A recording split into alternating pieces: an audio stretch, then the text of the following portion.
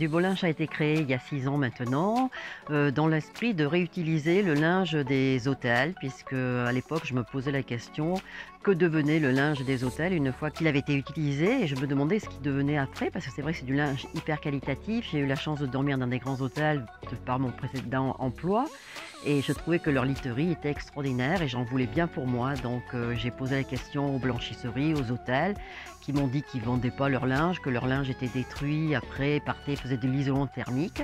Et je trouvais ça un peu dommage et donc j'ai essayé d'en récupérer d'abord quelques cartons, après quelques palettes et puis maintenant on est à de nombreuses palettes et avec un engouement des gens pour ce linge-là. L'ensemble des produits que vous pouvez trouver dans un hôtel, c'est-à-dire ça part du linge de lit, le linge plat de lit, les housses de couette, les thés d'oreiller, les draps plats, les draps housses, jusqu'au linge de bain.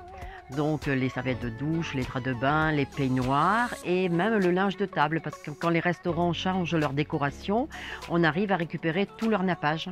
Le linge nous arrive en vrac dans des grands conteneurs. Nous, il faut ouvrir les conteneurs, les trier, les ouvrir, voir s'il n'y a pas de taches, pas de trous. S'il y a des taches et des trous, voir comment on peut les redimensionner, comment on peut les transformer. Parce que le but, c'est que tout le linge qu'on reçoit doit être réutilisé. On est vraiment dans une démarche éco-responsable et je veux que tout le linge soit réutilisé. Donc le linge, soit il est en bon état et on va le revendre comme vous voyez ici en magasin, soit il a des défauts et on va le transformer. Alors on va le transformer sur des pièces qui vont être plus petites, où on va justement se séparer du trou ou de la tache, ou alors on va faire de la décoration avec, on va faire des dessous de jetés de lit, on va faire des tabliers dans des nappes, on peut faire beaucoup de choses, on peut faire des petits pochons aussi pour mettre les lingettes démaquillantes, on fait des lingettes, on fait plein de choses avec. Et le but c'est que tout le linge soit utilisé, et alors même le linge qui va être vraiment, on se dit là on peut plus rien en faire, ben on va le donner à des associations, on a la chance d'avoir le relais juste en face de chez nous, donc on va le mettre, on va le donner, et on le donne aussi beaucoup parce que je suis assez sensible à ça, on le donne beaucoup à des associations animalières, notamment ici un refuge qui s'en sert pour mettre dans les cages pour les accouchements des animaux. Tout ce linge dormait soit dans des entrepôts, soit partait dans les pays de l'Est et était détruit, on ne savait pas trop bien ce que ça devenait. Maintenant, il y a une vraie traçabilité avec nous sur ce qu'on fait de leur linge.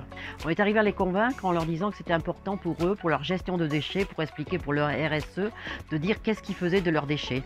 Et maintenant, ils disent nos déchets, le linge qu'on sort, on le confie à du beau linge qui travaille avec des ESAT, avec des centres de réinsertion, avec des couturières qui réutilisent ce linge, qui le remet sur le circuit pour le revendre. Et les hôtels et les blanchisseries qui nous confient leur linge nous demandent maintenant une attestation pour savoir ce qu'on fait de leur linge. Donc ça veut dire qu'ils sont beaucoup plus sensibles à la démarche de seconde vie.